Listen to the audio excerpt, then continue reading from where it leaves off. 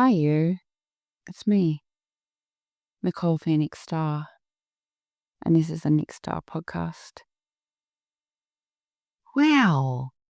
Today I'm going to talk about macros because I have been getting some messages, people asking me what the macros formula is for perimenopause and menopause women.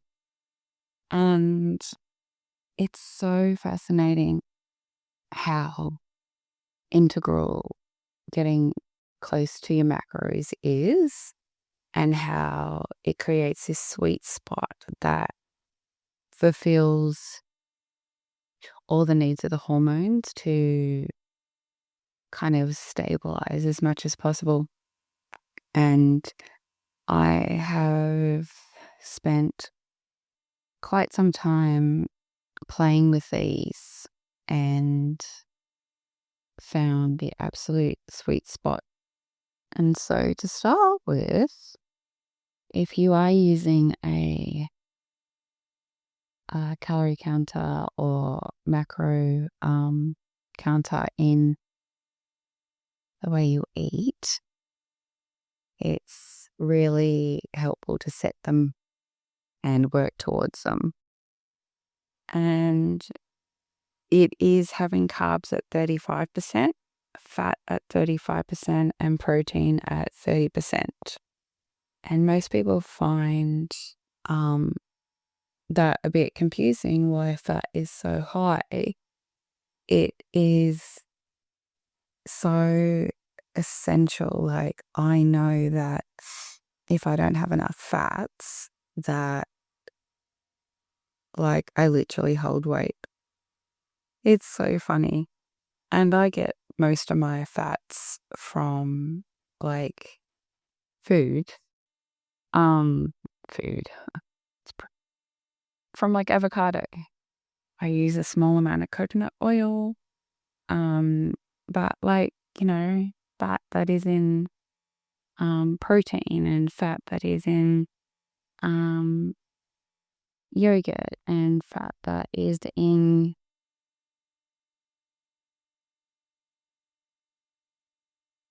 eggs, these types of things. It's like, not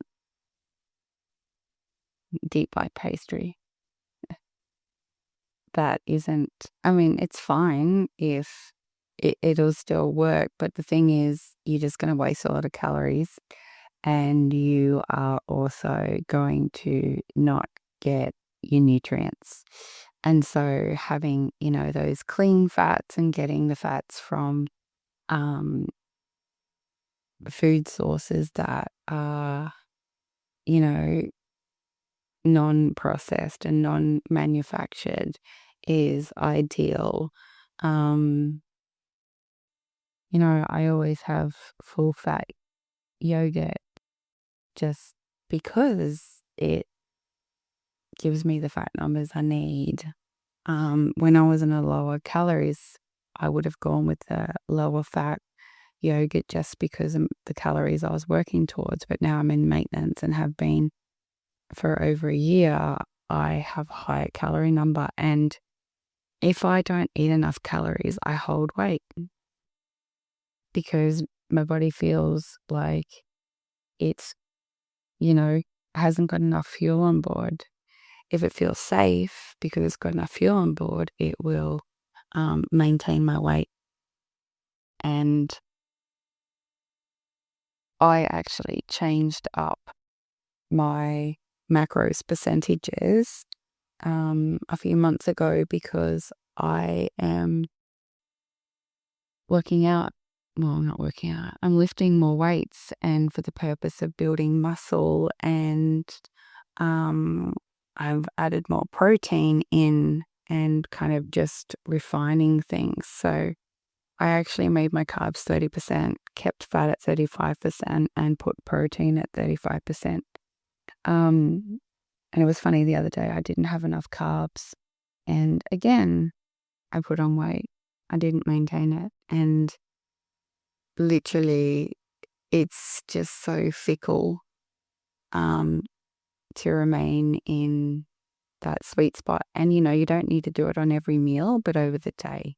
So, you don't have to have exactly those percentages in every meal. It's as long as it comes to that every day, and you'll be able to either release weight or maintain weight and be highly nourished, and your hormones will be happy and will respond to whatever calorie intake you're doing. Um, like I said, hormones are so fickle. If they don't have that balanced diet, they respond aggressively. And it's just all these like little bits of information and understanding all these little things that make a massive, massive difference.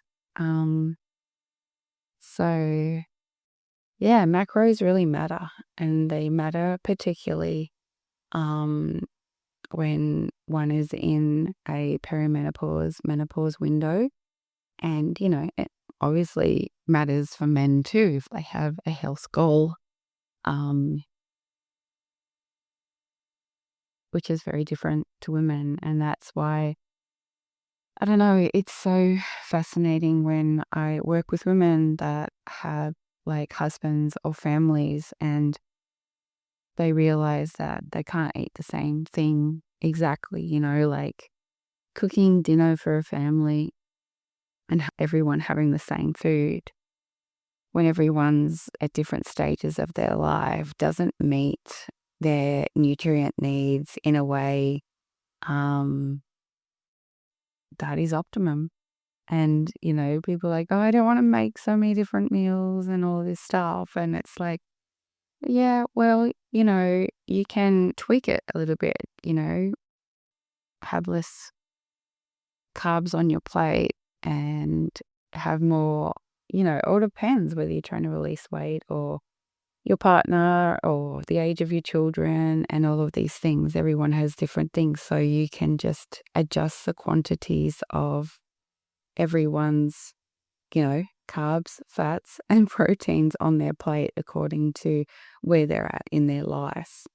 And that's how you do it without having to make multiple meals if you don't want to. And I only cook for me and Leo, and most days we have completely different meals, and it doesn't bother me at all because I do a significant amount of meal prep for me where I have containers and I just kind of like then heat it in a series of steps and then add in my greens at the end, basically. So, and Leo's a tween and his dietary needs are very, very, very, very, very different to mine. Um, he's a very hardcore vegetarian, and so that is self-created by him. And again, like just kind of he's approaching a very hormonal stage in his life as he kind of starts the pubescent journey and really kind of tweaking things for him to support him on his journey. And yeah, it's really making a difference, like being aware of our children's hormonal times, and particularly if they're boys or girls, again, very, very different. Yeah, it's fascinating how we can educate ourselves and be able to nurture and nourish um, our children in ways that is an offering of motherhood. Um, it's funny, I love investing time in our health and our lifestyle and our quality of life. It really inspires me greatly to do that. It's not a burden. It's not, another thing I have to do. it's just part of my daily routine, and I'm grateful that I have the means and the capacity to do so. We were talking the other day around how we both are somewhat surprisingly really loving living in Australia. And, he shared greatly around his experience and how happy he is at school and how he's loving his lunch boxes because they used to feed him, food was included in his Bali school. And he ate a lot of rice most days. And he's loving the variety and how he's understanding the different types of food I give him and how they are supporting his hormones as he steps into his puberty journey. And I don't know, it gives him a real sense of deeper understanding, and he is really into it. And I don't know, just by watching me and me being the example to him has really kind of given him this foundation that I'm a little jealous of. He has this huge, broad knowledge of nourishment and sustenance, and that I never even was exposed to ever when I was a child or an adolescent in any way whatsoever. So, yeah, it's fascinating how he's so aware of hydration, and yeah, it's extraordinary, really. As they say, if you want a child to change, don't tell them what them to do, be the example and show them. And that's, for adults as well. We don't like being told what to do by people who aren't doing that they're suggesting. And yeah, like the greatest impact I've ever had on my children is by being an example and saying very little. And they just kind of copy you, and they just kind of like doing what you do. And it is an extraordinary way to kind of parent, is through example and through far less words. So, yeah, just circling back around to the macro thing.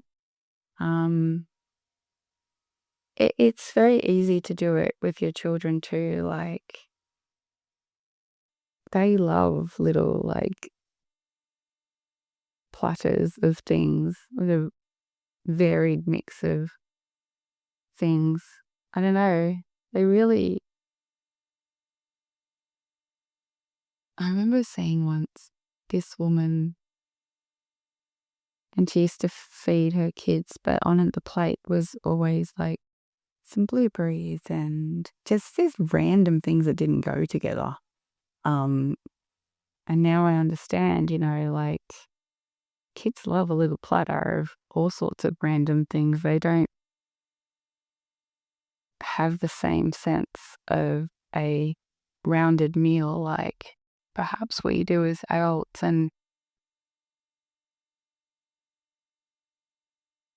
I don't know, we got into this real routine when we had no school for many months, and Leo always has some form of vegetarian protein, and he's like a great lover of tofu, and he has a little pouch of Greek yogurt that's flavored, and he has walnuts because he loves nuts, and he has walnuts because he sees them as brain food because they look like brains, and he always has big chunks of cucumber, and he has pieces of carrots, and at the moment he's going through a strawberry phase. And yeah, he just, like, sometimes I just put like a tiny little bowl of, potato crisps on there, and sometimes he has sushi, and sometimes he has like cheese and crackers. Like, but he also has cucumbers, he also has carrots, he also has yogurt, he also has nuts, and just a little bit of all these different things. And he's a bit of he likes to have them in a certain order, this and that and this and that. It's funny to watch how people have ways that they like eating, and some people like eating the best thing first, and other people like eating the best thing last. Whatever they think the best thing is, the tastiest or whatever. And yeah, I don't know, it's just fun. And he has one drink of Sprite once a week on either a Friday or Saturday, because, the pleasure bank. And I've started making protein ice cream, which is essentially just a protein shake put into ice cream molds. But I did add in some high protein cottage cheese with a high protein chocolate pudding mousse thing, and frozen bananas and nuts, and a couple of like little white chocolate buds because he loves white chocolate, and fresh strawberries, and just blend it all up. I don't blend up the chocolate. Or nuts. I put them in as chunky bits. And he has his nice cream, as he calls it. And yeah, that's his dessert after dinner when he's having dessert. And he thinks it's awesome. So there's lots of and I mean, adults love it too. It's just all these little tweaks. You can be aware of your nourishment and your nutrients. And, I do put in also some nut milk. And there's fat in nut too. Like, that's another place to get fat. It's not high, but just all these little bits and pieces. I mean, you could put in cow's milk if you like that. He doesn't like that. So, yeah. And we found these cool, like, ice cream molds at Kmart. And so that's his favorite thing at the moment. Having his nice cream for dessert rather than plastic shitty cheap ice cream. So yeah. Anyway, I really appreciate getting all this feedback of this helpful information that I'm sharing. I've had a lot this week, and yeah, there was a bit of a theme around the macro, so I thought I'd talk about it. Anyway, I'm going to finish up there. Thank you so much for listening. I am so grateful. Please feel free to share this with anyone that you may feel benefit. And my website is www.nickstar.com. NIKSTARR.